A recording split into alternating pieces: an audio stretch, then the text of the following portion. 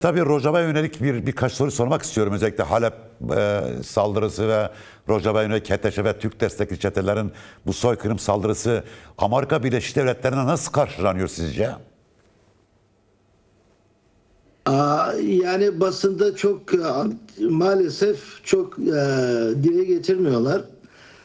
Demokratların arasında ve Cumhuriyetçilerin arasında Kürtlere yakın olan ve Kürdistan'ı iyi bilen senatörler var. Onların bir karşı çıkışları oldu. Bunlardan en iyi bildiğimiz Trump'ın da çok yakın arkadaşı olan Lindsey Graham bir açıklaması var. Şeyde yapılan Rojava,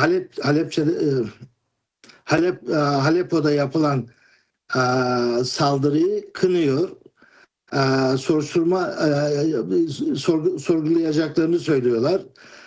Ama onun dışında çok fazla bir haber yok. Mesela Amerika Birleşik Devletleri'nin en önemli gazetelerinden Washington Post ve New York Times'ta bu konuda pek haber yok diyebilirim.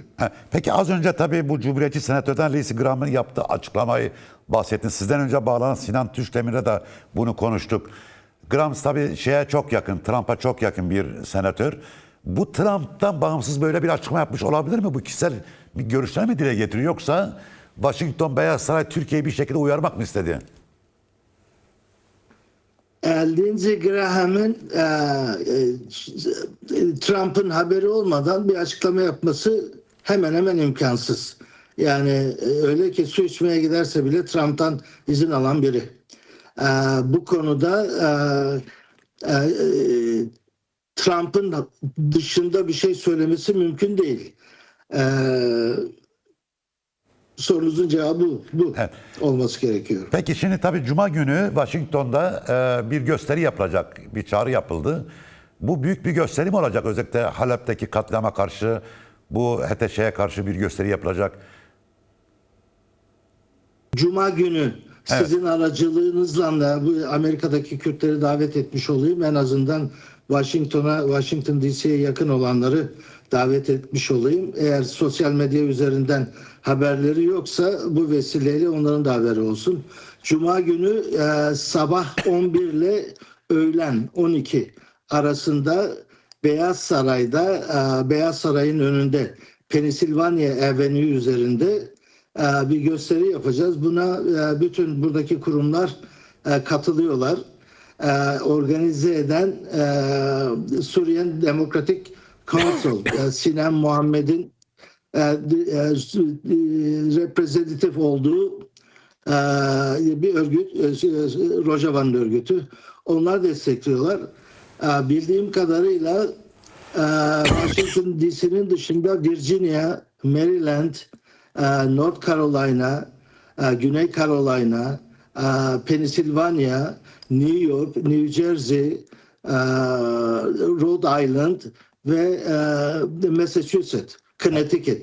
Buralardan bekliyoruz. Buralardan geleceklerini söylediler oradaki Kürt oluşumları.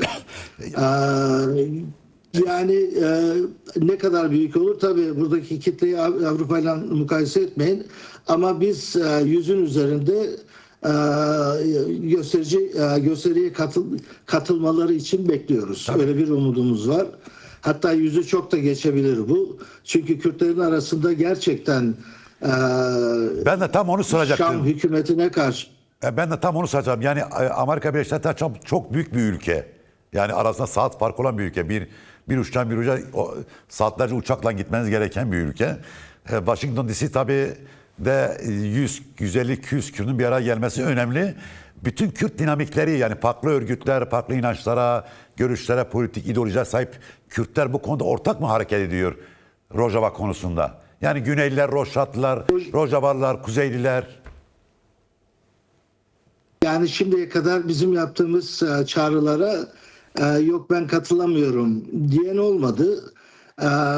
İlk defa hatırlıyorum 2000 yıllarında Sayın Öcalan, Kürt Halk Önderi Sayın Öcalan kaçırıldığı zaman Washington'da bir yürüyüş yapmıştık. Orada da Kanada'dan, Kaliforniya'dan ki uçakla 6-6,5 saat sürüyor Washington'dan Kaliforniya'nın Los Angeles ve San Francisco şehirlerine. Ona rağmen gelmişlerdi ve orada 1000'in üzerindeydi.